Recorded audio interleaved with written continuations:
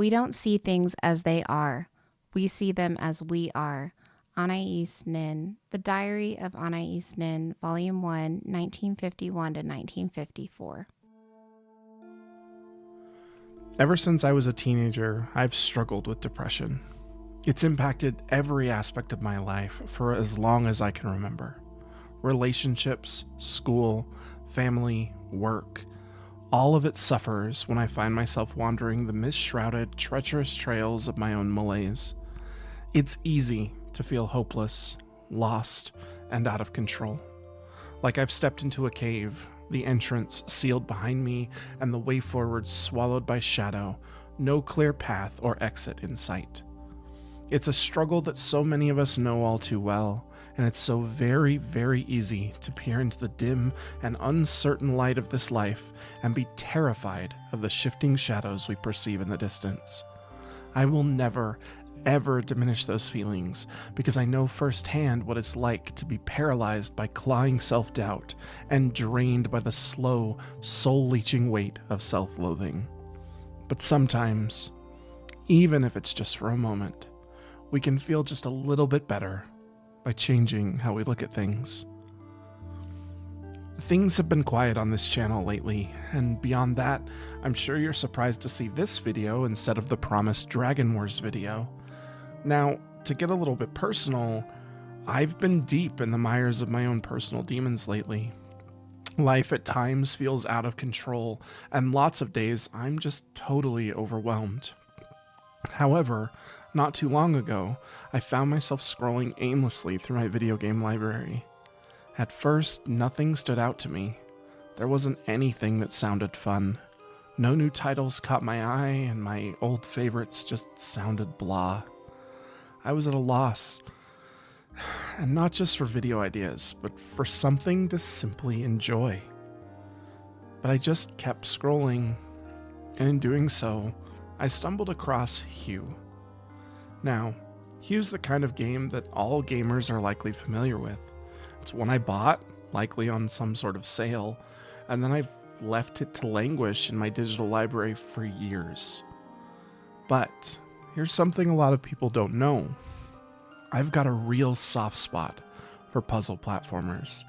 The Portal games and Unravel are some of my favorite game experiences ever, and so maybe it was that flicker of hope that I could maybe, just maybe, have another experience like I had with Unravel that led me to click install.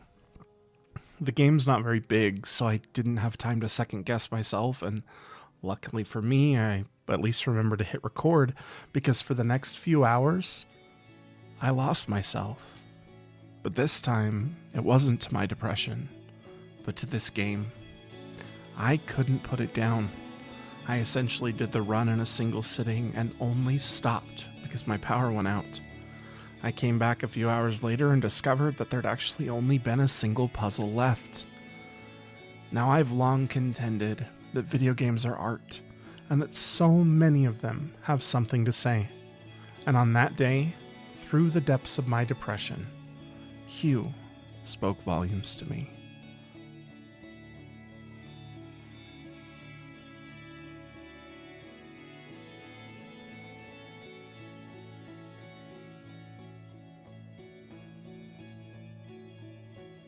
The reality of this 2016 indie title, developed by Fiddlesticks Games, is that it's incredibly simple, at least on the surface. It's a platformer, and it includes all of the expected activities: running, jumping, pushing and pulling boxes, climbing ladders. However, there's one thing that Hue does that other platformers don't do. It lets you manipulate the playfield by changing the color of the background. Again, this seems simple. Change the background to aqua and now the rocks disappear. Change back and forth between aqua, orange, and purple and reveal the crumbling blocks that allow traversal of the ravine. There's also an element of time dilation, meaning that by opening the color wheel to shift to a new color, time also slows down so that the player can make a decision or outmaneuver a specific mechanic. These two elements come together to blend into a beautifully ramping symphony of difficulty. As the game progresses, the puzzles move beyond simple jumps, door reveals, and block movement to include avoiding lasers and spikes, raising and lowering platforms with colored balloons, and manipulating the color of certain platforms and boxes using a variety of methods. This additional layer of color manipulation is arguably the biggest spike in difficulty, as it often requires a fair amount of forward thinking to appropriately set up the color changing objects for appropriate use. In the game's later levels, we find ourselves having to string together a decent number of these mechanics on a single screen in order to proceed to the next one. Yet, even at its most difficult, I never personally found Hue to feel unfair. Not once did I feel that the game was cheating me, or hitting me with something unreasonable that I wasn't prepared for. Hue feeds us new puzzles and mechanics at a steady but reasonable rate, and with few, if any, exceptions, the logic of the puzzle is visible and recognizable with just a little bit of experimentation. Now, as I've done research for this video, I have found that the community doesn't always agree with my sentiments regarding the difficulty. There's actually a fair bit of criticism leveled at Hue's difficulty curve. There are many who call the game too easy, but again, many who also claim that the game gets to be way too hard. I've thought about this disparity a lot as I've written this script, and while I can't totally reconcile these differences, I do think that some of it comes down to the single mechanic that Hue doesn't introduce gradually: reaction time. For a large majority of the game, Hue can be played at a fairly easy pace. There's nothing really that requires a player to move very quickly. Even the crumbling block puzzles that present themselves early in the game don't feel like they require all that much speed in order to traverse them safely. However, as we near the end of the game, the last few levels suddenly have puzzles that abandon this trend, and they don't do so incrementally either. I remember having to suddenly mentally adjust to the idea that doing W would lead to X, and then I would need to run very quickly to Y so that I could exit through door Z, because if I didn't, condition W would have shifted back to its origin, and now Y would be sealed. This sort of came out of nowhere, and it's a very valid criticism of the game's difficulty curve. As for those who found Hue to be too easy, congratulations, you're very good at video games. However, I began this video talking about how Hue had truly resonated with me, and it helped to bring just a bit of light into a very dark place that I'd found myself in. And I'll confess, the mechanics did have something to do with that, but without the rest of the game, the mechanics would have felt hollow, and I don't think they would have resonated with me the way that they did. And to me, that's the secret of what makes Hue stand out to me as a video game. As I've done the prep work for this video, I've come to realize that Hue is so much more than the sum of its parts. It's a handcrafted experience, a neat, simple but beautiful package all wrapped up into something that can only be described as special. Hue is cozy and it's charming. It's a stunningly beautiful game with a simple yet elegant and evocative art style that thrives in spite of the limitations which its own core mechanic imposes upon it. After all, when your gameplay loop revolves around changing your background color, the only way to keep certain things static is to make them black and white. This is very limiting, but it's also artistically catalyzing. In an interview with The Standard posted on their website in September of 2016, Henry Hoffman, who designed Hue in partnership with Dan DeRocca, spoke on these limitations. Quote, "The mechanic imposed some very strict limitations in order for it to work. Instead of asking, what gameplay can we add to make this interesting, we found ourselves saying, this color changing mechanic has created this possibility. Let's explore and see where it takes us.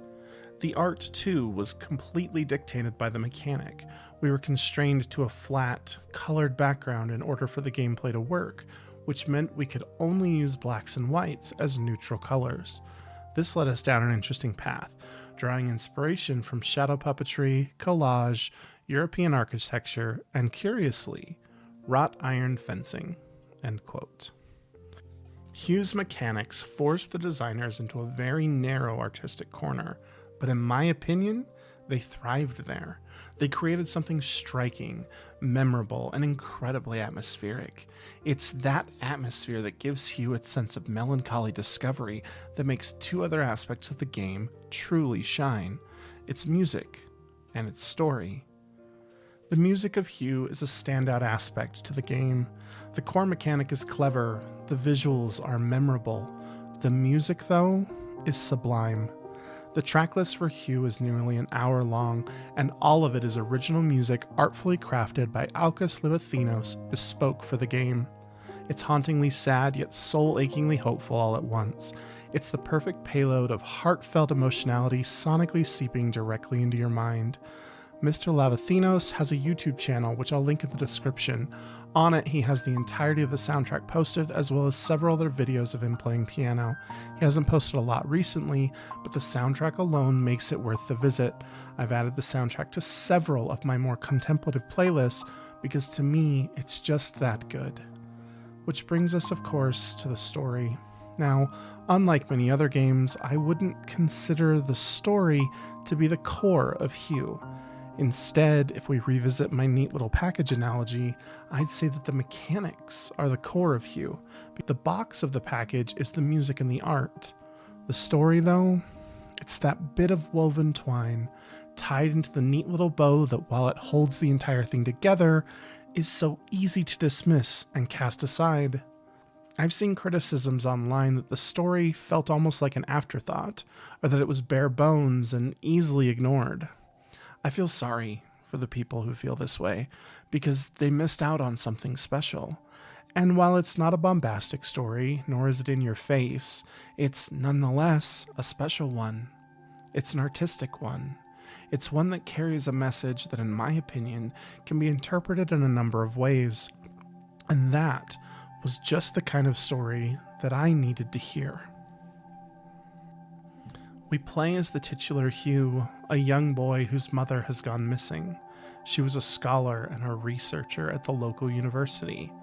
There she studied color, and I mean really obsessively studied color, and in doing so invented the ring that is the game's core mechanic, the annular spectrum.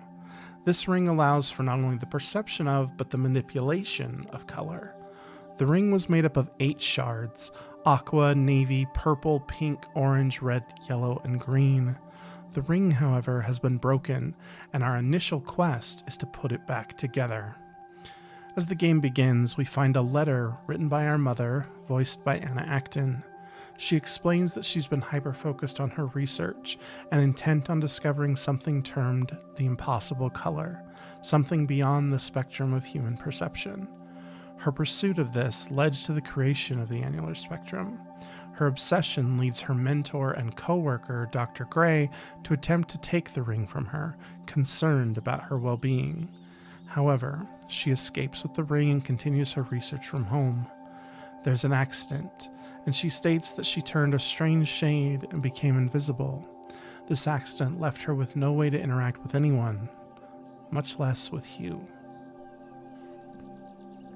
In her letter, she explains that she headed off to the university to try to recover some of the tools she used to create the ring in the first place, and that she prayed that we had perhaps found what's left of the ring. Thus begins our journey through the caves near our small coastal village, uncovering the shards of the annular spectrum and finding journal entries and letters our mother has left behind. The story that is told through these letters is very loose, and it's highly introspective. Mother raises questions regarding perception.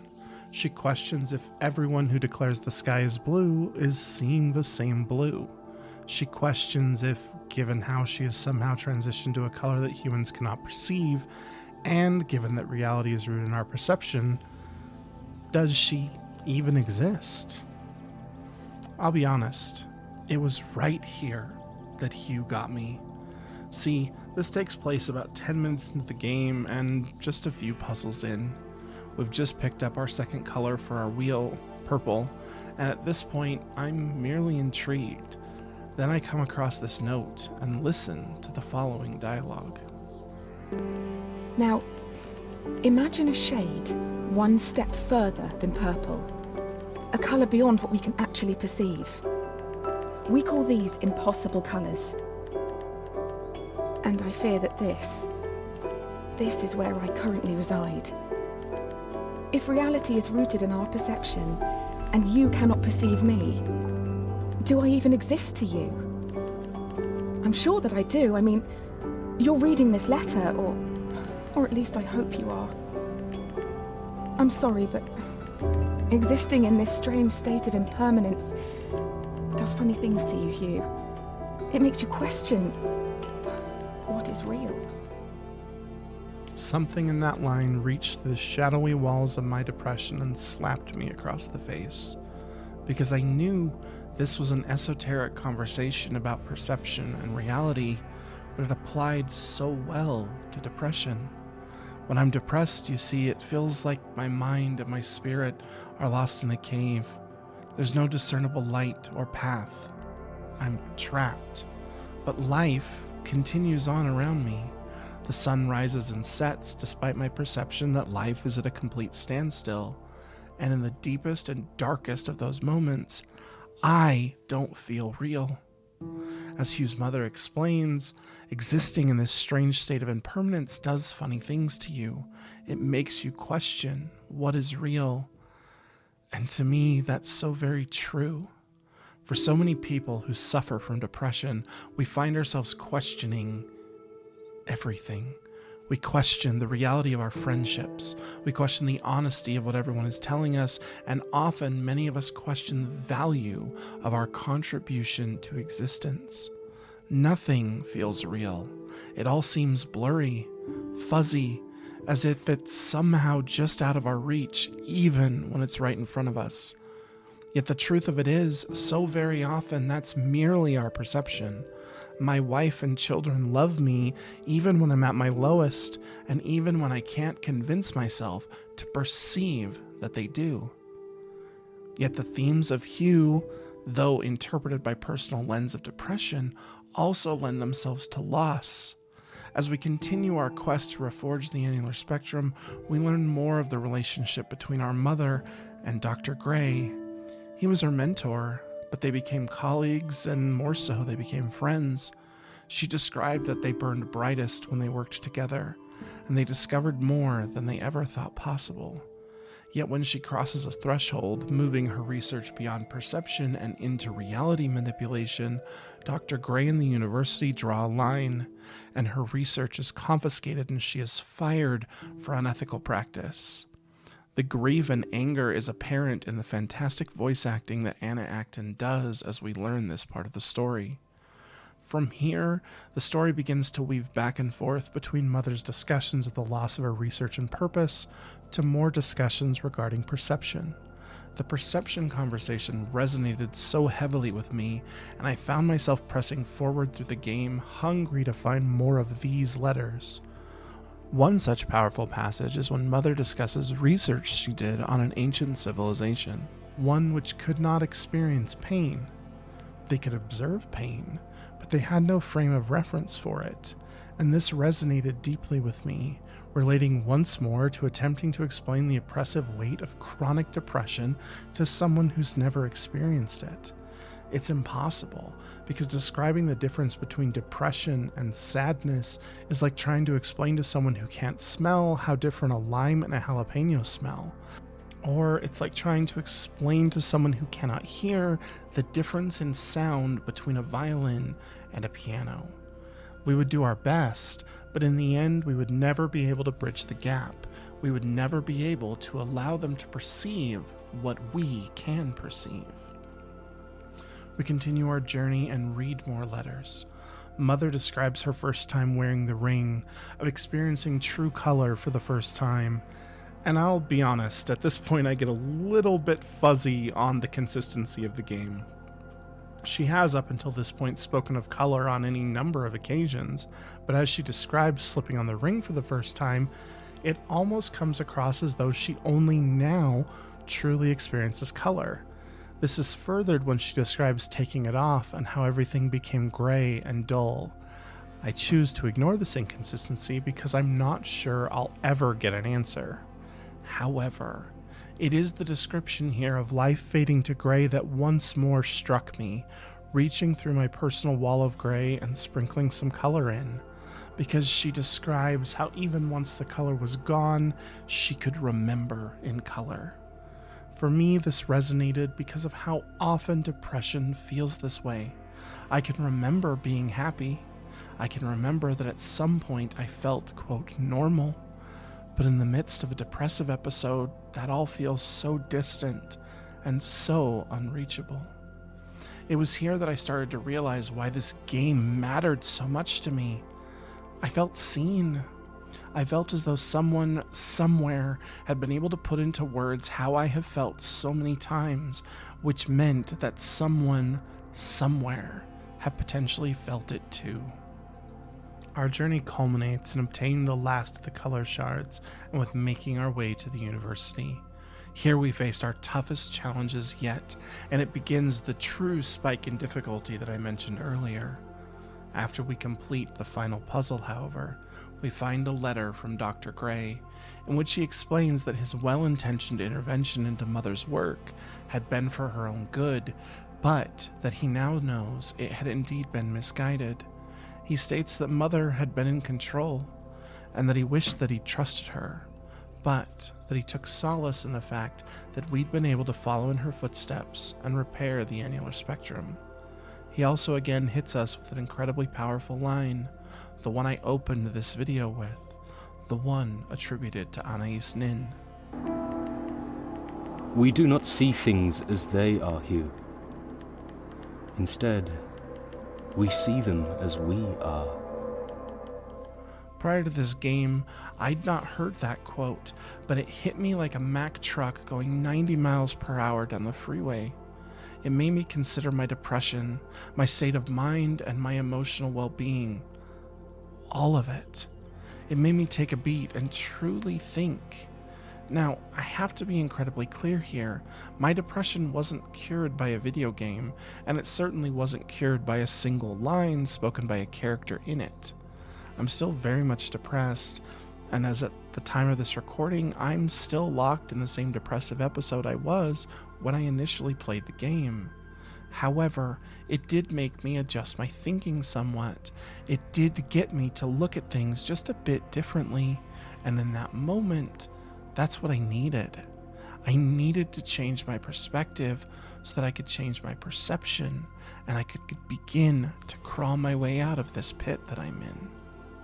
As we finish reading this letter from Dr. Gray, we see him across the way. He's been the hooded figure guiding us throughout the entire game. He tells us that Mother is waiting for us and that she'll be proud of us. So at last, we enter an office and we find our mother. We embrace her and we return home. The epilogue, which leads into the post-credits free play where you can hunt down all the collectibles, contains one final letter, and it's arguably, for me at least, the most powerful of all. Please, listen. P.S. You cannot always control what happens to you, but you can choose how you see it. Now you can see true colour. You must decide if it is for better or worse. I hope after all this, it is for the better.